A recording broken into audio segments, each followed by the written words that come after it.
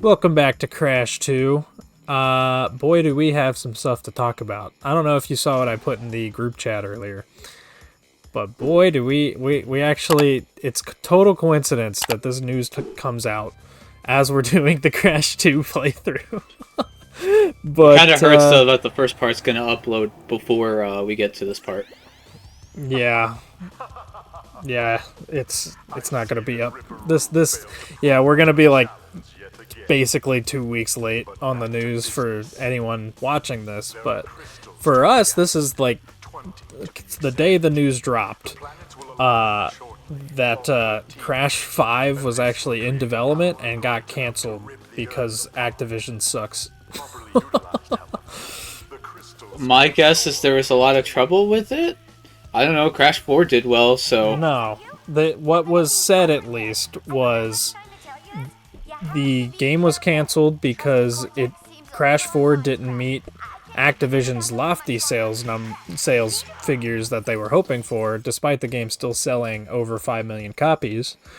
And also, Activision wanted to move away from large-scale single-player video games.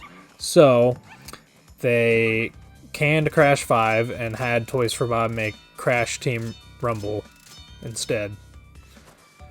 Huh. So, yeah, it kind of sucks because the concept, at least for Crash 5, sounded really freaking cool. But you know, I'm not too worried about it. I'm pretty sure this is the whole reason Toys for Bob left in the first place. Like they separated from Activision. So yeah. I'm hopeful the game still gets made, or like they still get to make a Crash 5 because they are still working with Microsoft on a future project. So I'm assuming that's going to be Crash 5. I hope it is, at least. Yeah, it sucks that a lot of these more beloved franchises get owned by bigger companies who want to move to big sales numbers, which I won't fault them for that. It just sucks that they won't do anything with the IP. Yeah. So now we're just kind of stuck, and it's like, well, so why do you have it? Well, yeah, I think Microsoft still, like Microsoft themselves, maybe not Activision, still sees the value in Crash. But since, you know, Microsoft owns it all, then it doesn't matter what Activision themselves think anymore. So, you know, I'm still pretty hopeful that we'll still get a Crash 5. I think a lot of people are taking it at face value and being like, oh, 3D platformers are doomed. All we're going to have is Mario and Sonic, and that's it. I just want to say once more, music on this stage good. Oh yeah. We are back in. If you were paying attention at the start, we went into a new watercraft level. Yeah. And we hopped on a couple platforms and landed on a platform that was further in the water. And that was one of our backdoor entrances into one of the previous levels, because that is something this game introduces.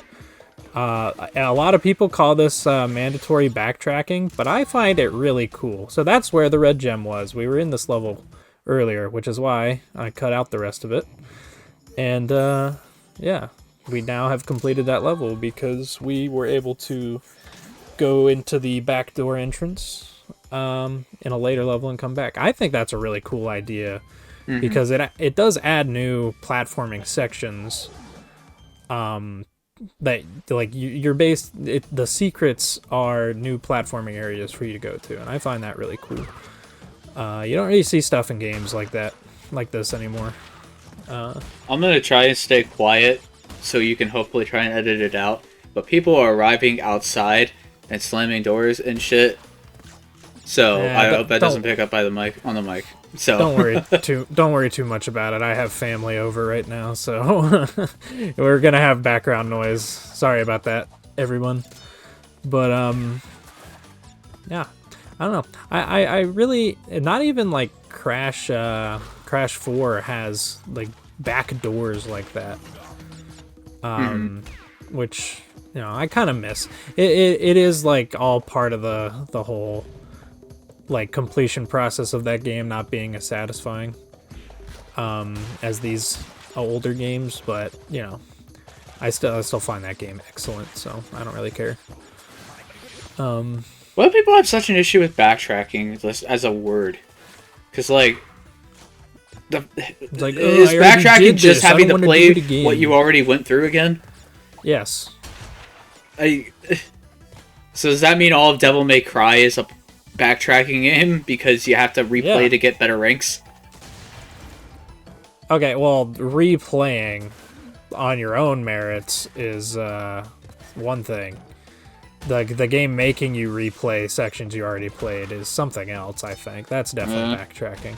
But, like, I don't know. I never minded backtracking. It just depends on how it's utilized. And oftentimes, I don't even call things backtracking. So a lot of people will call things backtracking that I would instead define as smart reuse of level design. Yeah, well, in the like, case of... Nier Automata makes you go through the same areas a few times. But you're going through there for different reasons. And story aspects. Yeah. I would definitely classify what's in this, and it's definitely backtracking, because the game does make you finish off the level before you can keep the collectible you got in a back door. And sometimes back doors have boxes on them, so you need to play through the level once just to get the crystal, and then you have to come back when you get the back door so you can actually get the full gem completion. Okay, you see, that feels a little more egregious, but... Yeah. I mean, it's still not as bad here because I just find this game fun to play. So, yeah, the levels don't even look long, so it's like... Yeah. Even with that, it's still... I'm guessing you still probably beat this game in under 2 hours. Easily. Yeah, and that is exactly my runtime on this game with full completion, so... But, yeah, I mean, like... I don't know. It's... Even, I think it's also partially because now we have Crash 4. We know how long and, like, arduous the Crash games can be now. But, you know. What a dumbass. Yeah. Unlike you, though, I cut back to where I died. What was the Dark Souls playthrough, huh? Well, that's the Dark Souls playthrough. Oh, shit. So, you know what? You know what? When this game was coming out, people were calling it the Dark Souls of 3D platformers, and I think that's ridiculous. That's literally Dark Souls. Dark Souls is a 3D platformer. Oh, shut up. It is not. Listen. It is literally a 3D platformer in the same sense that Castlevania is a 2D platformer. You have an ultra-rigid jump. You cannot change it at all mid-air. You have to be very deliberate. Yeah, but the platform design is not the point of the world. It's the... like it is in Castlevania. Castlevania is people a who side-scroller. people who play Blighttown would highly disagree with you there. Like, the game has platforming in it. That doesn't make it a platformer, necessarily.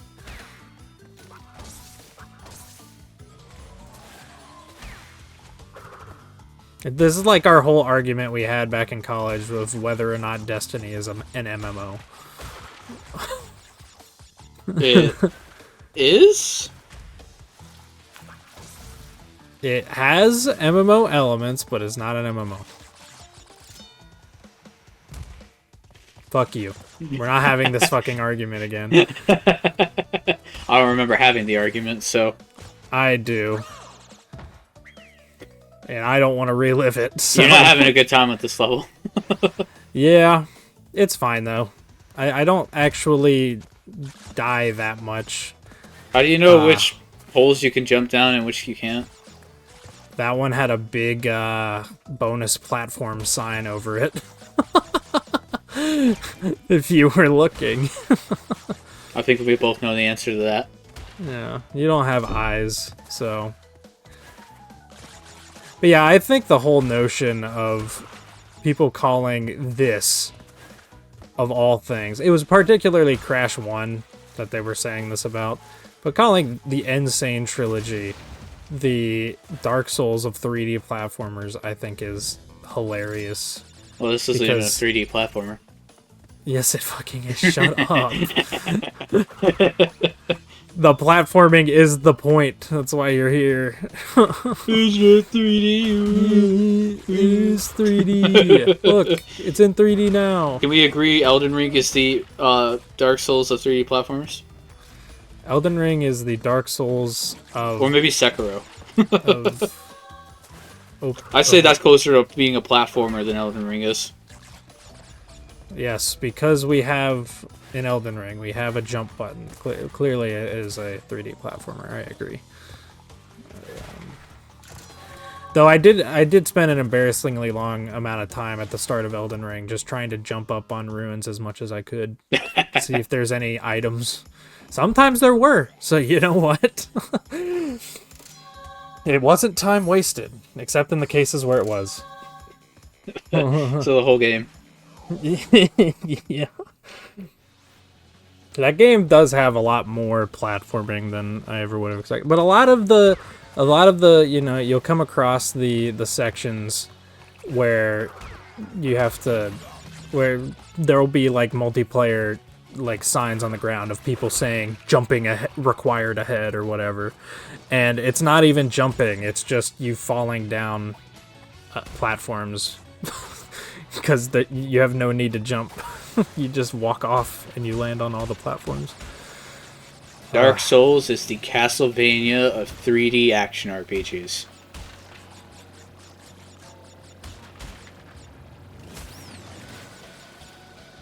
Dark Souls is the Castlevania. Yeah, you know what? That works. You cannot tell me I'm wrong. That is, you know, it works. Sonic Unleashed is the Crash Bandicoot of high-speed platformers.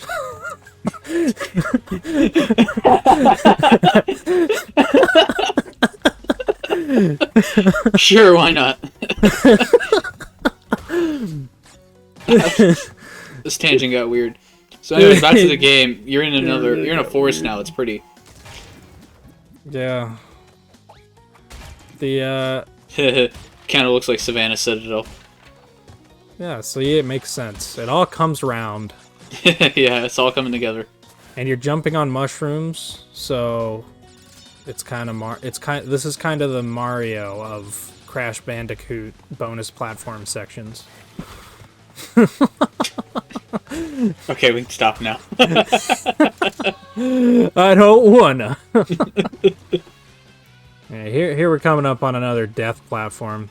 I believe this is a level I can't complete yet entirely because there's a back door where it has boxes on it. So, you know, I saved that that mask so I could come back and grab it, but then it didn't end up mattering because I end up just killing myself at the end of the section to get back onto the main path. But, you know, it's whatever. I really like this death platform song. I think we already talked about it last time, though. I can't remember specific songs from last time. It's pretty fun. The Crash series is definitely not particularly known for its music, but it all sounds good. Like, you'll hear a song and you're like, yeah, that's from a Crash Bandicoot game. For sure. Yeah, I've never heard anyone say Crash is their favorite soundtrack, though. No. It especially Crash 1. Like, do you remember a single song from that game other than maybe the main theme? I think I remember the main theme. I ain't gonna remember a single track from this game either. I think the main theme... So that hurts Crash, because I haven't actually played the game. I think the main theme of Crash 1 and Crash 3 are probably the most iconic songs in the series, and it's because they're the only ones with distinguishable melodies that you can like hum in your head and remember. They're like really catchy. That's pretty much the whole. But the only reason I remember the Crash 1 theme is because this Insane trilogy uses it all over the place.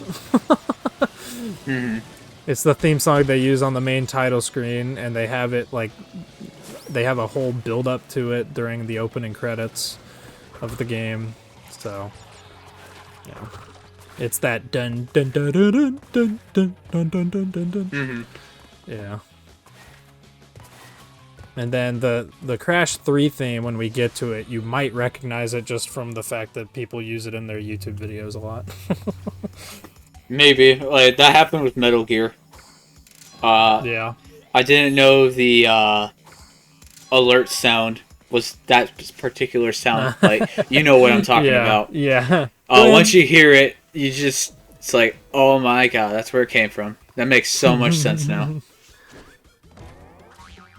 And it all led to me making that one thumbnail for the Spider-Man part. Yes, this is where it all comes together. Spider-Man. Yep. Spider-Man, the Mary Jane stealth sections are clearly the Metal Gear Solid of Spider-Man gameplay sections. Fuck. Yeah, this is a genuine strategy you can use in these sections, is if you miss a box, you can just kill yourself and grab it. So, but you can't do that in Crash 4. I remember like getting to the bear section in Crash 4. And the bear section is where I gave up 100%ing that game, by the way.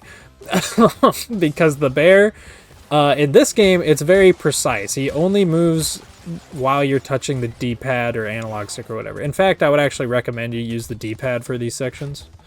You don't get any extra precision with the analog stick, so there's no point. So the D-pad is actually quite good for these sections. That's a tight jump there. Yeah. But, yeah, in Crash 4, they actually add like a little bit of weight to the left-right movement of the bear, and they shrink the hitbox of it. So if you're slightly off on grabbing a box, there's a good chance you'll miss it. Cool. And that section is a really long one at the end of a really long level.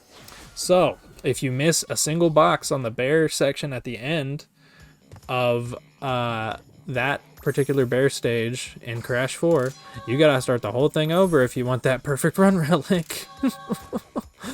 It's so horrible. Was it ever patched to like update any of the completion rating? Or Not update any of the completion rating, but they did actually patch the bear. They gave it a bigger hitbox. Oh, that's good at least. Yeah, and I think they made the controls ever so slightly tighter for it. But I never noticed anything with the controls. I noticed that bigger hitbox, though, because I went back to that level after the update, and I completed it first try. Yeah. I'm kind of glad that they didn't like make a lot of updates to fix the completion, because it at least tells you they were pretty confident on making the perfect completion of the game. Yeah. They really went for it, and I definitely think they went too far, but, you know, some people like it. Bitch. So, this is a pretty tight jump. You have to do a slide jump, and it has to be very precise, because this electric platform is, like, right at the edge of that. So, yeah, I always tend to miss that jump at least once whenever I replay this game. Yeah. But this is something small that I kind of like about Crash 2. It is definitely just like 4 or 5 like distinct level themes that they have going on.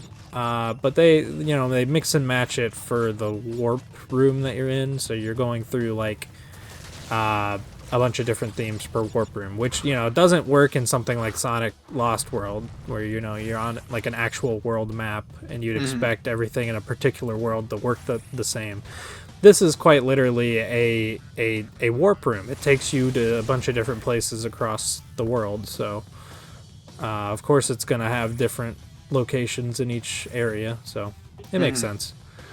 But yeah, I appreciate them also making like the standard grass theme, but then also making like a couple of variations of it just to add variety. Like the one we're in now has like some light snow and it's at sunset. I do think these themes feel a little more distinct on the original versions, though, because all the snow is a little more obvious and stuff like that. Yeah. They definitely went for the Crash Bandicoot 1 art style with the remake for all 3 games, just for the consistency. And I don't mind that. I just definitely prefer how Crash 2 and 3 look, and would have preferred them to go with that style. But that's what they ended up kind of doing for Crash 4. Yeah. So. Yeah, I'll have to try them eventually. Yeah, you really should. I would say you can just play any of them whenever, but I don't know. I kind of very much appreciate the experience of playing all 4 of these games like in chronological order, quote unquote. Just because it's. Well, I agree. That's usually always the best way to go. It's just depends on how you get access to them. Well, yeah. I played Halo 2 after Halo or before Halo 1, so that's real awkward. Yeah, that is awkward. And it matters less for Crash, but like we were talking about at the end of last part, they do go out of their way to add those little touches of continuity between games. So even to Crash 4, it continues right after Crash 3 pretty much. So which is like, yeah, it's like a core part of the Crash experience, despite it being just wacky stories that nobody should care about.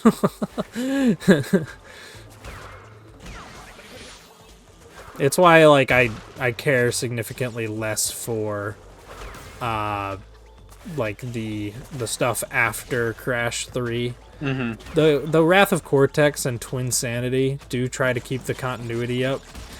But you can just kind of tell it's different people making it, you know?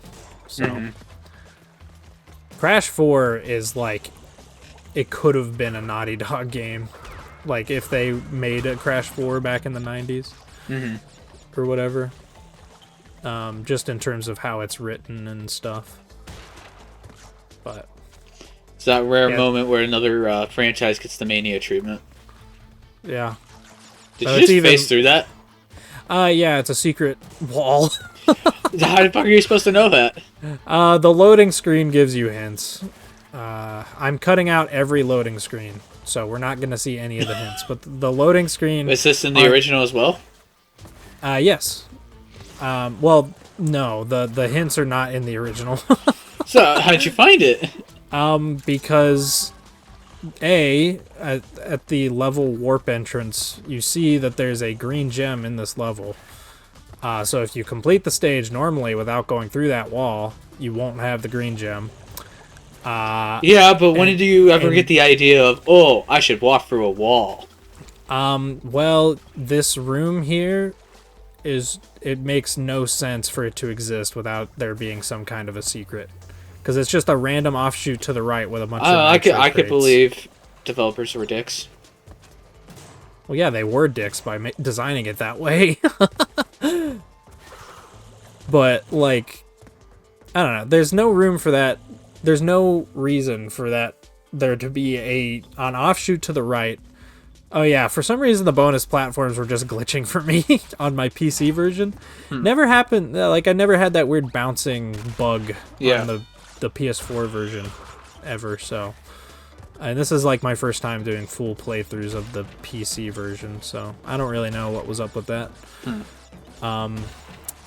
But yeah, like it's kind of like one of those old school video game secrets where like there's like this clear offshoot to the side, but it's like not entirely obvious what it's for, but you kind of might think to yourself, why is this here?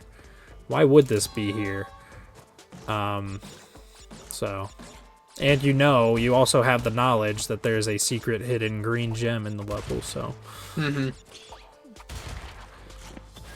I know, it's hard to differentiate when games stop going, like, Metroid NES route to something good. Yeah.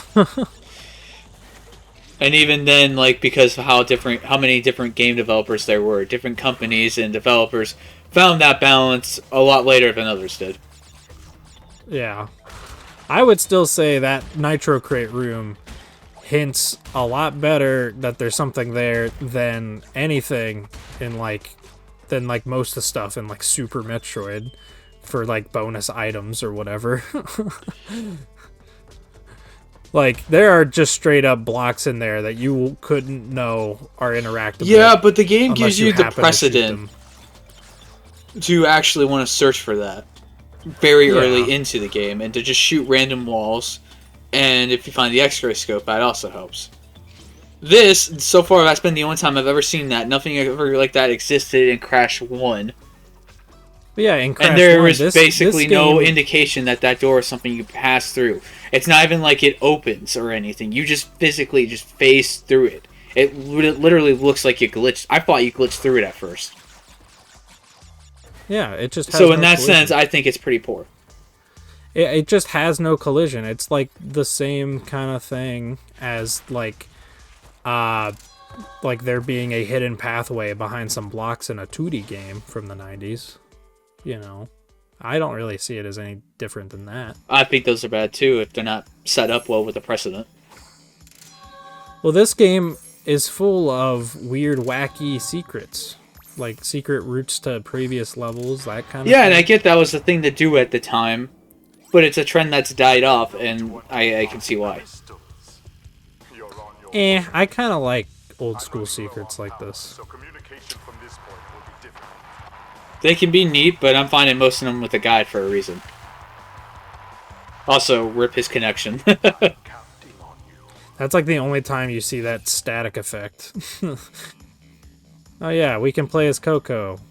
Because remake. Does she do anything different?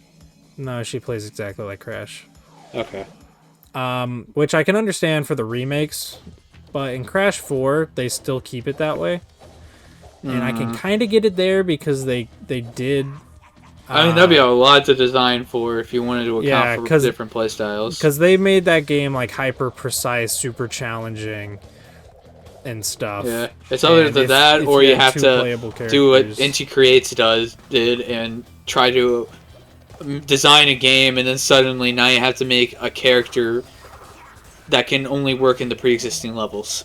Yeah. You can't add anything new. Everything that's there just has to be able to work for that character, and they have to play entirely different from who you're played as in the main game.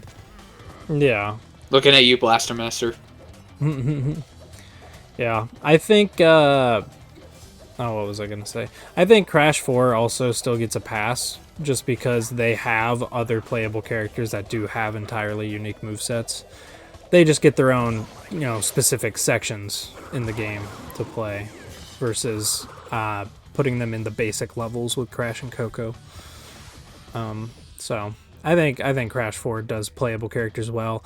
Though I will say the quote-unquote alternate timeline levels in that game, where it's just, you get to play the level as this character, and you get to see what they were doing in the level.